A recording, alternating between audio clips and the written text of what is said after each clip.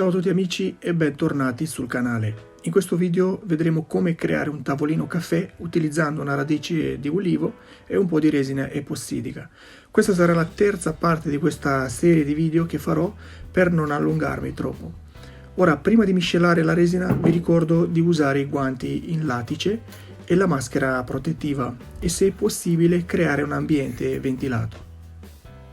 Ti ricordo di iscriverti se non l'hai ancora fatto, questo canale è dedicato al fai da te e anche qualche piccola recensione. Allora, questa resina utilizza un rapporto di impiego di 100 diviso 55, quindi ho messo 6 litri e 500 grammi di componente A e 3 litri e 575 grammi di componente B. Mi raccomando di usare una stecca per rimuovere la resina depositata sulle pareti esterne dalla latta per essere sicuri che tutto sarà miscelato. Una volta che la resina è stata miscelata si può lasciare 5 minuti a bagnomaria per riuscire a rimuovere una buona parte di bolle.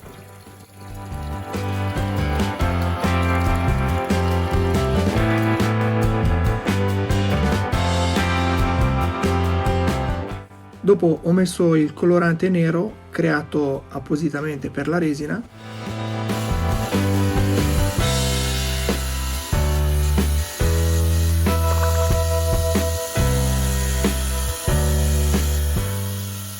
Una volta mischiata bene il colorante con la resina si può lasciare per altri 3-4 minuti e poi con la pistola termica si possono spaccare le bolle che saliranno in superficie.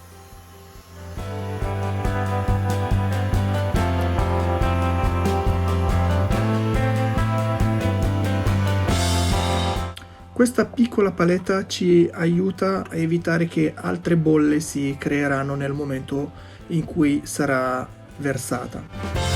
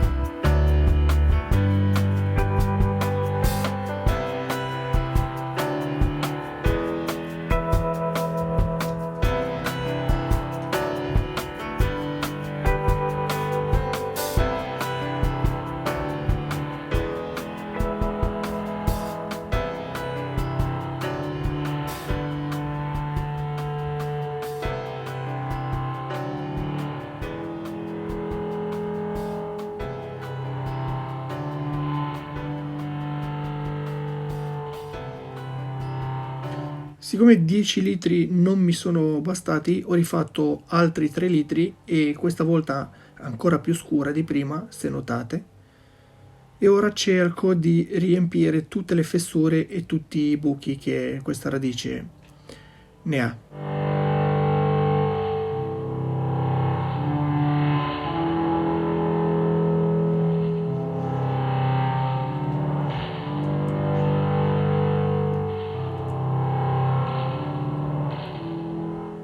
Allora, oggi sono 3 giorni che ho fatto la colata, se riuscite a vedere si è ritirata un bel po'.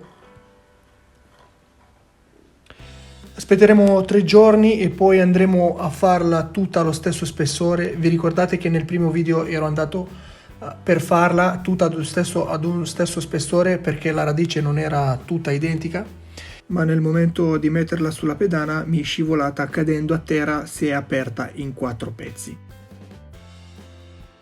E vi faccio vedere in questo punto che si nota la differenza, che quel lato qua è immerso nella resina e quest'altro no. Allora, sono passati 6 giorni da quando abbiamo fatto la colata.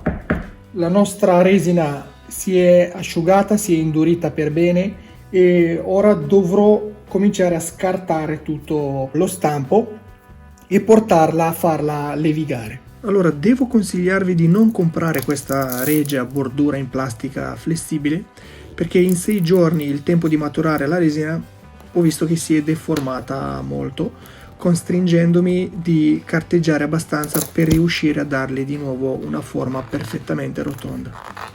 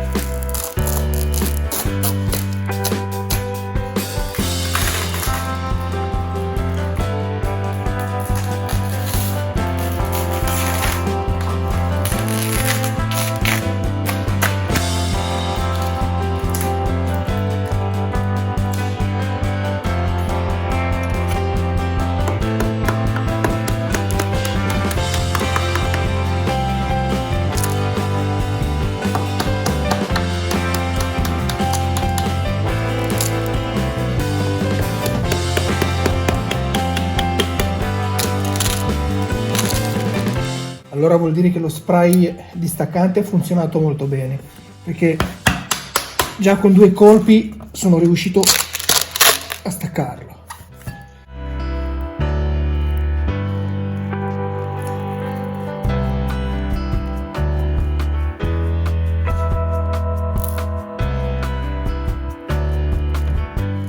Quindi andremo a farla levigare inserendola in una macchina industriale.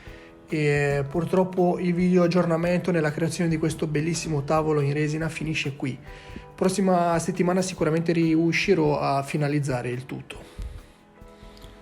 Allora ragazzi, se vi è piaciuto quello che avete visto fino adesso, vi ricordo solamente di lasciarmi un like e iscriverti al canale se non l'hai ancora fatto. Mi aiuterebbe tantissimo a crescere e regalarvi questo tipo di contenuto.